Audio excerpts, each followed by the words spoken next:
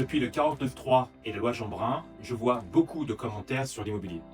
Et très peu de gens parlent de ce que ça change concrètement sur les opérations immobilières des investisseurs. Et je peux vous dire une chose, en 2026, on n'investira plus du tout de la même manière qu'avant. La loi Jeanbrun n'a pas été créée pour un nouveau statut assez magique.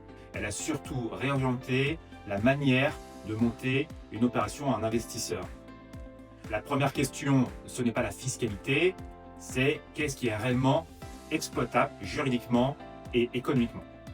Sur la location vide, oui, il y a un avantage fiscal, mais un avantage conditionné dès la conception du projet. Concrètement, sur un bien neuf ou assimilé neuf après la rénovation lourde d'un bien immobilier, il y a un engagement de location vide sur 9 ans. On peut amortir 3,5% de la valeur du bien tous les ans. Fiscalement, c'est efficace. Et opérationnellement, ça impose deux contraintes. Premièrement, des loyers plafonnés, certains profils de locataires, et surtout une vision de détention longue, ce qui est très positif pour le marché locatif. Et deuxième point clé, que beaucoup sous-estiment, les amortissements seront réintégrés dans la plus-value de la revente. Ce n'est donc pas un schéma de rotation rapide, c'est un vrai schéma patrimonial cadré pour louer sur du long terme. Là où la loi devient intéressante, c'est dans l'ancien. Et une condition très claire. Il faut engager des travaux représentant au moins 30% du prix d'acquisition, hors frais de notaire. Autrement dit, ce n'est pas une rénovation cosmétique, c'est de la restructuration lourde qui valorise notre patrimoine. Et ça, clairement, c'est pour tout le monde. Et que tout le monde puisse profiter de la pierre patrimoniale en cœur de ville. De l'autre côté, le 49.3 n'a pas touché au régime de la location meublée non professionnelle. Et c'est une très bonne nouvelle. Et pour un investisseur, c'est un signe fort.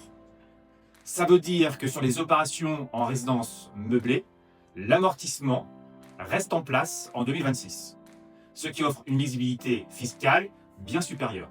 Et surtout, on conserve le régime de la plus-value des particuliers sur les résidences étudiantes et seniors.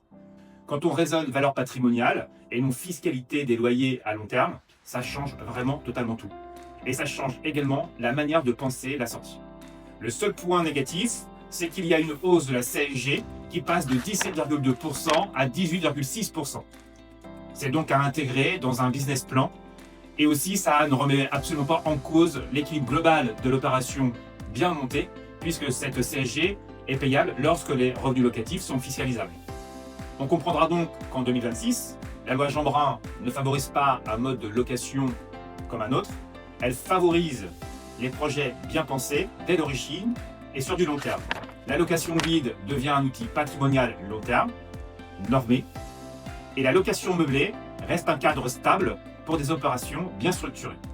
Et c'est bien là que tout fait la différence, de bien penser l'opération en fonction de la location vide, qui va permettre de pouvoir investir dans des biens immobiliers plus grands, et en même temps de pouvoir bénéficier de location meublée plutôt dédiée à des surfaces plus petites, comme pour des étudiants.